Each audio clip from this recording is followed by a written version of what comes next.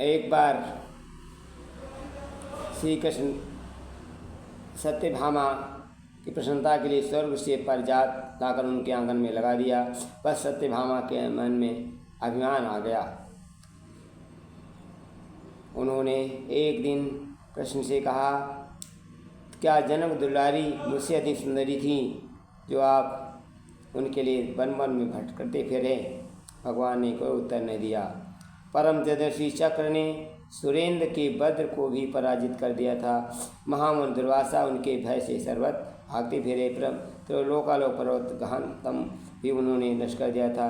थोड़ी सी कठिनाई उपस्थित होते ही सिर्फ भगवान का स्मरण करते ही इस कारण उनके मन में भी अमित बलशाली अतुल पराक्रमी अभिमान हो गया था। इसी प्रकार प्रभु निजी वाहन गरुण को भी अपनी शक्ति और वेग का उड़ने का अभिमान हो गया।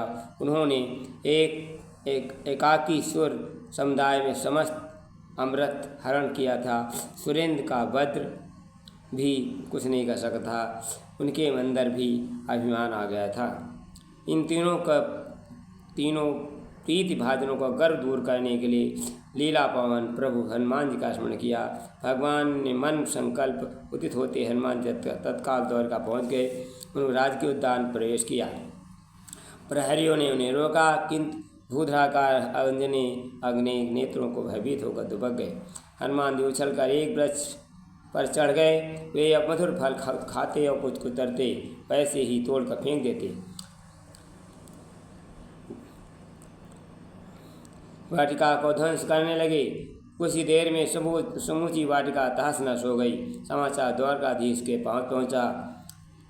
वैनतेयी को बुलाकर भगवान ने कहा, हे विनीतानंदन, कोई बलवान बानर द्वारका बड़ी में राजा उद्यान को बलात् प्रवेश कर गया, उसे नष्ट कर रहा है। तुम सशस्त्र सैनिक लेकर उसे पकड़ कर लाओ। वरुण को जैसे आघात लग गया।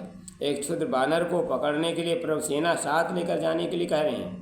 उन्होंने कहा, प्रभु मैं एक बंदर के लिए कि मैं पर्याप्त हूँ, सेना की क्या आवश्यकता? जैसा भी हो उस बानर को पकड़ लो। मुस्कुराते प्रभु ने आदेश दिया। परम शक्तिशाली गरुण राजोद्यान पहुँचे। उन्होंने देखा हनुमान जी उनकी पीठ के फल खा रहे हैं। गरुण ने क्रोधपूर्वक, अरे दुष्ट बानर, तू कौन है? तूने वाटिका नष्ट कर डाली। हनुमान जी उपेक्षा उत्तर दिया, तुम तो देख रहो मैं बानर हूँ। मैंने कोई नवीन कार्य थोड़े किया। बानर कुछ करते हैं, मैंने किया है।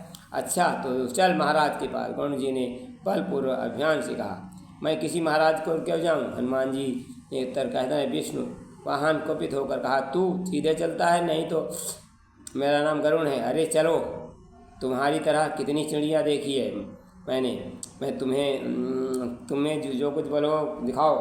हनुमान जी कहते ही है बल अभिमानी है वीर गरुण को क्रोधाग्नि जल उठे।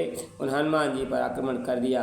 हनुमान जी पहले तो उसे नन्ही चिड़ियों की तरह कीड़ा करते रहे, परंतु गरुण जी के दुराग्रह उन्होंने पूंछ में लपेट कर या गरुण जी छटपटाने लगे।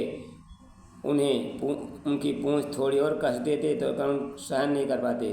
विनम्रतापूर्वक उन्होंने कहा, मुझे द्वारकाधीश श्री कृष्ण जी ने भेजा है, मैं तुम्हें बुलाने हूँ। हनुमान जी अपनी ढीली गद्दी उतर दिया, मैं तो कौशलेश रामचंद्र जी का भक्त हूँ, श्री कृष्ण जी के पास क्यों जाऊँ? अरे श्री कृष्ण और रामचंद्र दो ही नहीं, उन्हें एक ही हैं, अतएव तुम्हें उनकी सेवा में उपस्थित होना चाहिए। गरुण जी ने बाला अभिमान दूर नहीं हुआ। उन्होंने सोचा, यदि मैं जानवर को पूछ की पकड़ में नहीं ना आता तो मेरा कुछ भी नहीं कर सकता। तुम्हारा कथन सत्य है, मैं श्री कृष्ण और श्री राम एक ही हैं, किंतु मेरा मन तो धनुर्धर राम के चरण रागी है। इस कारण मैं अन्य किसी सेवा में नहीं जा सकता। गरुण ने अत्यंत क्रुद्ध होकर, श्री कृष्ण की सेवा में तुम्हें चलना ही होगा। देखो गरुण, मुझसे झगड़ा मत करो, मुझे शांतिपूर्वक फल खाने दो, चले जाओ। हनुमान जी के उत्तर सुनने गरुण जी पकड़ने प्रयत्न करने, तुम नहीं मानोगे। गरुण जी ने प्रभु के वाहन पर तीव्र आघात किया, उचित नहीं समझा और गरुण को पकड़कर धीरे से समुद्र की ओर फेंक दिया और स्वयं महिला के लगे। गरुण औंधे मुँह बल समुद्र में गिरा और क्षण भर के मूर्छित हो गए। भीगे पंग लज्जित गरुण प्रभु के सभी पहुँचे। अब श्री गरुण ने पूछा, समुद्र में स्नान करके आ गए क्या? गरुण जी, वरुण जी ने प्रभु के चरण बोले, प्रभु वह बानर साधारण है, उसी ने मुझे पकड़ कर समुद्र फेंक दिया था। इतना कहते हैं उनके अहंकार नष्ट हो गया। मित्रों, दूसरे वीडियो में हम सत्यभामा का कैसे भंड उड़ता है